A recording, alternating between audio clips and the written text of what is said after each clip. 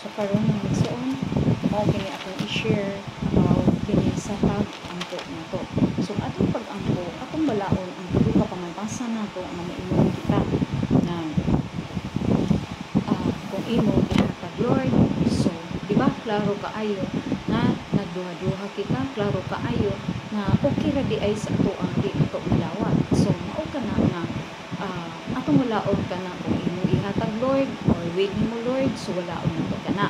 Kay nganong mga igsoon, unsa pa ikaduha mga igsoon, basin ihatag nimo Lord, ug ikatulo Lord wala ako'y kuan angayan, so ato kanang walaon mga igsoon. Kay ngano man mga igsoon, una nganong walaon nato nga kung imong will Lord ana, nganong walaon nato.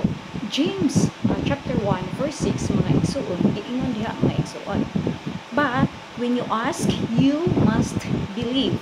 So di ba kung mo hangyo kita or mangayo kita dito sa Dios, kinahanglan tuuan nato and not doubt, because the one who doubt is like a wave of the sea blown and tossed by the wind. So mao na mga igsoon nga kung kita maigsuon, kinahanglan magampo kita, nga motuo kita.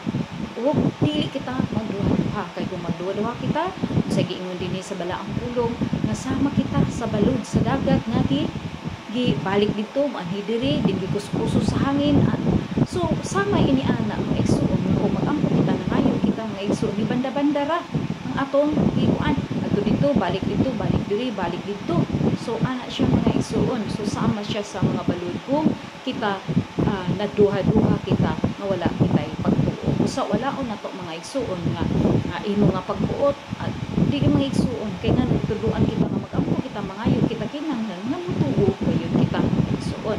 Ug ingon pagid kita mga igsuon katong ikaduha nga basin ihatag nimo Lord, nagduha-duha klaro di ba gideklara nato nga nagduha-duha ta.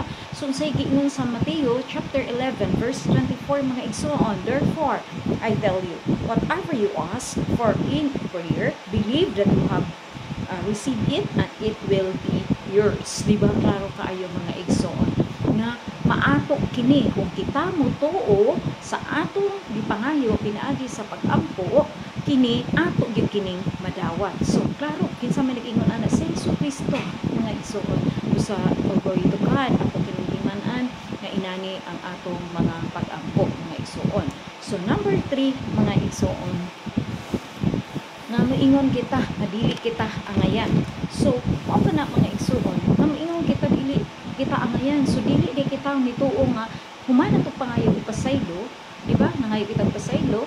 So unsa giingon sa atong balaang pulong, kung mangayo kita ipasaylo nga ibungat nato sa atong baba nga mao ang Ginoo si Jesucristo nga atong bugtong manluwas nga siya gani namatay sa 3 days after usay nahitabo na banhaw siya.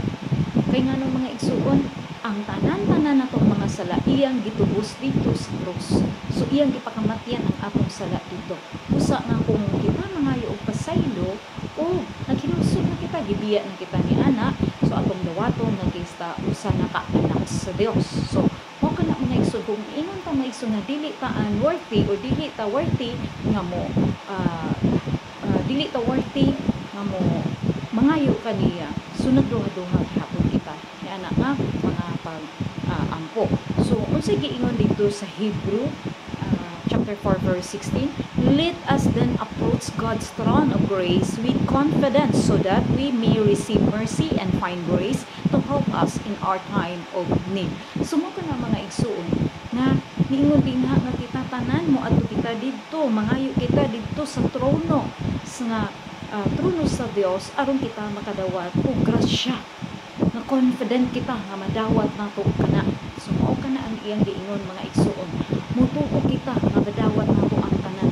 Kay giingon dito sa Hebrew chapter 11 verse 1 nga madawat nato ang tanan nga atong ipangayo kung kana tuhoan nato bisan dili kana nato makita, kay mao kana ang assurance nato madawat nato atong pagtuo. So mao kana. So Hebrew chapter 11 verse 1, faith is confidence in what we hope for and assurance about we do not see. So klaro kay mga igsoon. So mga igsoon, dili na to kalimtan nga nga ang pagtuluyod ang importante sa atong mga paanggapo. So walaon na nato ang moingon kita, may kita angayan. So Romans chapter 8 verse 1 mga igsuon. Undangon nato mga igsuon na dili kita angayan kay ana-ana kita kang Kristo Jesus. So busa ka na mga igsuon, nga naa naman kita kang Kristo Jesus.